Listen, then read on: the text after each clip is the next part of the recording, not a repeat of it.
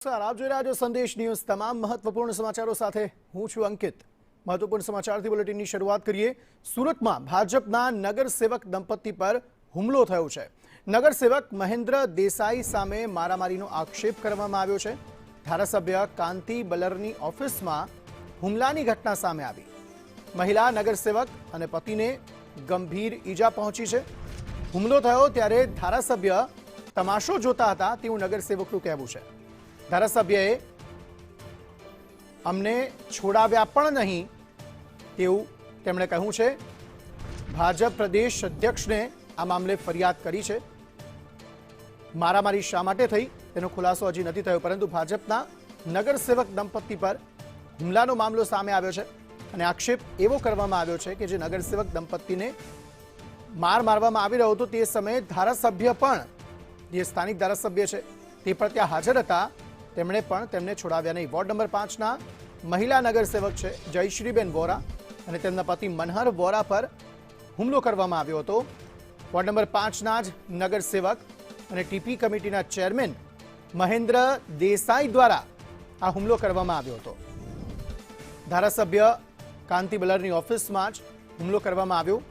આ હુમલામાં નગરસેવક જયશ્રીબેનને હાથમાં ઈજા પહોંચી છે અને તેમના પતિ મનહર વોરાના ડાબા હાથના અંગૂઠામાં ફ્રેક્ચર થઈ ગયું છે।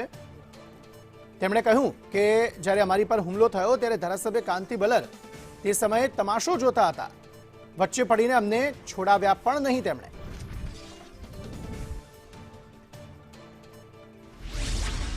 સુરત શહેરના વોર્ડ નંબર 5ના નગરસેવક જયશ્રીબેન વોરા અને તેમના પતિ મનહર વોરા ઉપર હુમલો થયો છે અને આ હુમલો ધારાસભ્ય કાંતિભાઈ બલર છે તેમની ઓફિસમાં થયો છે। કયા કારણથી હુમલો થયો, કઈ રીતે સમગ્ર ઘટના બની, આપણી સાથે જયશ્રીબેન પર ઉપસ્થિત છે। જોઈ શકાય છે તેમના હાથમાં ઇન્જરી પહોંચી છે અને બીજી બાજુ બતાવીશ કે તેમના જે પતિ છે મનહરભાઈ વોરા તેમના હાથમાં પણ ઇન્જરી પહોંચી છે। સમગ્ર ઘટનાક્રમ કઈ મુજબનો છે આપણે જયશ્રીબેન પાસેથી જ જાણીશું, કારણ કે જે રીતે તમે વિડીયોમાં જોઈ રહ્યા છો કે ખૂબ જ ગંભીર રીતે હાથ જે છે, હાથ આંગળીમાં કંઈ ફ્રેક્ચર થયું તેવું લાગી રહ્યું છે અને તે જ રીતે જયશ્રીબેનને પણ લાગી રહ્યું છે। હાલ બેન જણાવશો કઈ રીતે સમગ્ર ઘટના હતી? મહેન્દ્રભાઈ દેસાઈ અમારી ઉપર હુમલો કર્યો, મારામારી કરી, મારા પતિને ફ્રેક્ચર થઈ ગયું અને મારા મને આંગળી ફ્રેક્ચર થઈ ગયું છે। જયશ્રીબેન મહેન્દ્રભાઈ છે કોણ? 5 નંબર વોર્ડના છે। એટલે શું કહેશો આપ? ઓપરેટર છે ટીબી સેલમાં। આપ શું કહેશો ભાઈ? આખી ઘટનાક્રમ પ્રથમ દિવસે સોમવારે કાંતિભાઈ ધારાસભ્યની કાર્યાલય એક સોસાયટીની મીટિંગ બાબત અમને કોર્પોરેટરોને બોલાવેલા। તો કોર્પોરેટરની મીટિંગ સોસાયટી સાથે પતી ગઈ।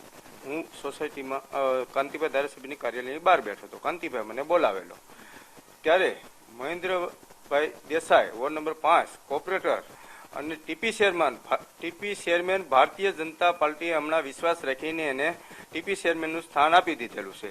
આ ટીપી ચેરમેન બનવાનું એની ઉપર અભિમાન આવી ગયું છે। અમારી સાથે નહીં પણ કાર્યકર્તા સાથે પણ એ અવારનવાર ઝઘડા, ગરમથી બોલે છે, અધિકારી ગેરવર્તન કરે છે।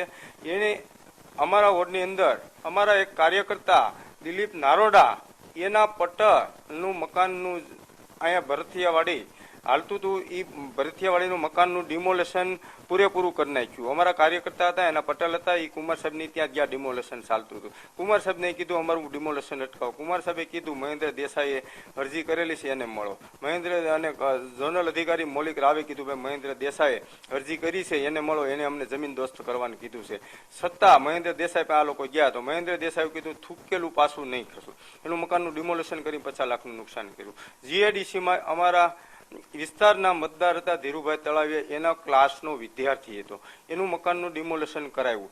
એમનું મકાનનું ડિમોલેશન કરી ધીરુભાઈ અમને એવું કીધું ચૂંટણી વખતે તમને અમે હારમાળા કરાવી છે, વિસ્તારમાં મત અપાવ્યા છે, અમે તમારી કાર્યાલય હતા, તમારી સાથે હતા, અમારો બચાવ કરો। એનું મકાનનું તો તોડાઈ નાખ્યું। આવી રીતે સૌરાષ્ટ્રવાસીના જેટલા મકાન પટેલનગર, ઇન્ડસ્ટ્રીઝમાં, જીઆઈડીસીમાં, કતારગામ અને વરાછા ઝોનમાં હતા એ બધા ઉપર મહેન્દ્ર દેસાઈએ અરજી કરી અને ડિમોલેશન જમીન દોસ્ત કરાવે। જો ઇન્ડસ્ટ્રીઝમાં ધંધો કોઈ પણ સૌરાષ્ટ્રવાસી કે કોઈ પણ ધંધો ન કરે તો મકાન ક્યાં બાંધે? હવે એ એમ કહેતા હોય કે ઇન્ડસ્ટ્રીઝમાં મકાન અનલીગલી છે, પોતાનું મકાન ઇન્ડસ્ટ્રીઝમાં હાલે છે કામરેજ, તો એ અનલીગલી ગણાશે ને? એની નોંધ લેવાશે ને હવે કે અનલીગલી ઈ છે। તો ઈ તોડાવો. એને એમ થતું હોય જો આખો મામલો આ જે બાંધકામને લઈને હતો તેને લઈને મામલો ઉગ્ર બનીને હુમલો કરવામાં આવ્યો.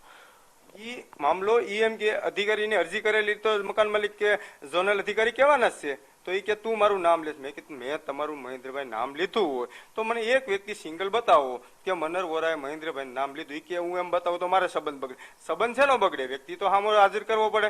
ઈ એના માથે એને અમારા પર ઉગ્ર થઈને મારા ધર્મપત્નીને હાથ ખેંચી એની ઉપર આંગળી ઉપર ઈજા કરી છે, મારી ઉપર ખુરશી મારેલું છે, મને ફ્રેક્ચર કરેલું છે. જો આ ટીપી ચેરમેનને મહેન્દ્રભાઈ દેસાઈ વોર્ડ નંબર 5 ના કોર્પોરેટર અને ટીપી ચેરમેન સીધા બની ગયા છે તો આવી રીતે અમારી ઉપર મહિલા ઉપર હુમલો કરતા હોય તો એક મહિલા સશક્તિકરણનું કારણ શું એનો જવાબ હું પાર્ટી પાસે માગીશ. મેં પાર્ટી પાસે પ્રદેશ અધ્યક્ષ જગદીશભાઈ પંચાલ, મહામંત્રી પ્રશાંતભાઈ કોરાટ, રત્નાગરજી, મહામંત્રી સુરત શહેર, અધ્યક્ષ પરેશભાઈ કેનેડા હતા કે હું કેનેડાથી આવું ત્યારે હું એનો પગલાં કરું છું. પ્રશાંતભાઈ કીધું 5 દિવસમાં સુરત આવું છું ત્યારે તમને મળું છું. અને આવી રીતે મહામંત્રીને મેં બધાની અરજીને મેલ કરી અને મેં રજૂઆત કરી છે. મને આનો ન્યાય જોઈએ.